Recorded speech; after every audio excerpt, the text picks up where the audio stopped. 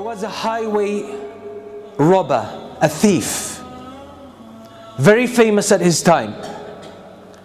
He was in love with one girl, and he had the habit of sneaking into her house some way and watching her, observing her for some time.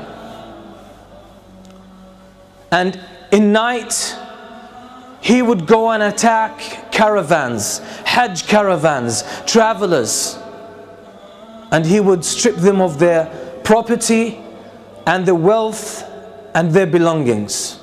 He was notorious to the extent that a lot of the caravans were most of the time would change route to avoid that area.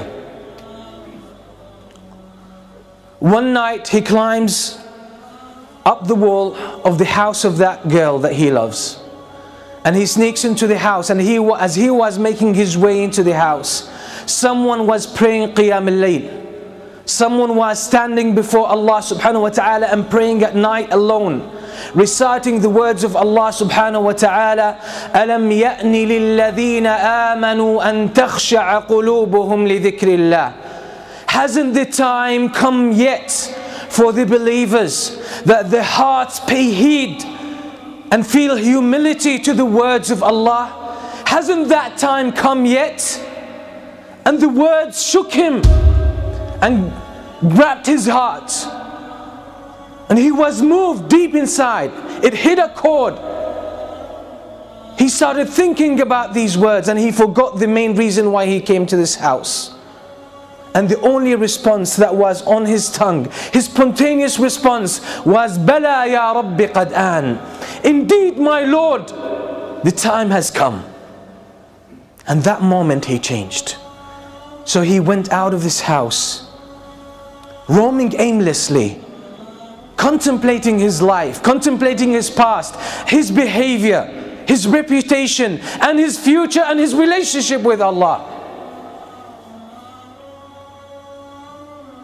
He ended up with a group of people who gathered together, and they lit a fire, and there were travelers, strangers.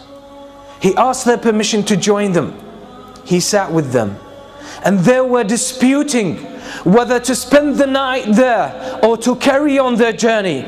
And one of them said, we should stay here because there's that famous thief, that famous robber. That's his area, and if we carry on traveling, we might, or he might jump on us, and we'll be in trouble. So let's spend the night here, then we will set off in the morning.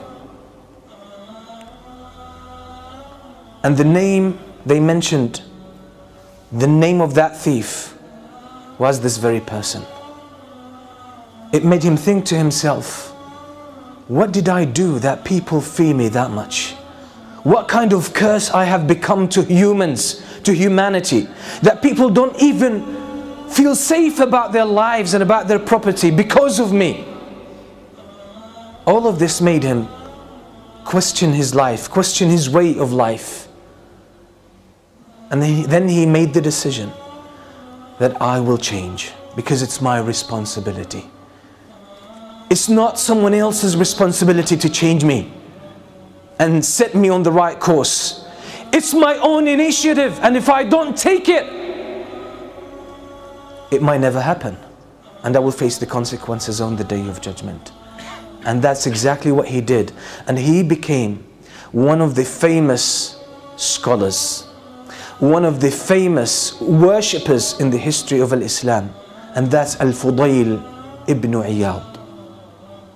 That's the story of Al-Fudayl ibn Iyad. Until today, the books that talk about our relationship with Allah subhanahu wa ta'ala, how to purify ourselves, how to become better Muslims, better believers, have dozens of his beautiful statements full of wisdom, who was one day a thief, famous one.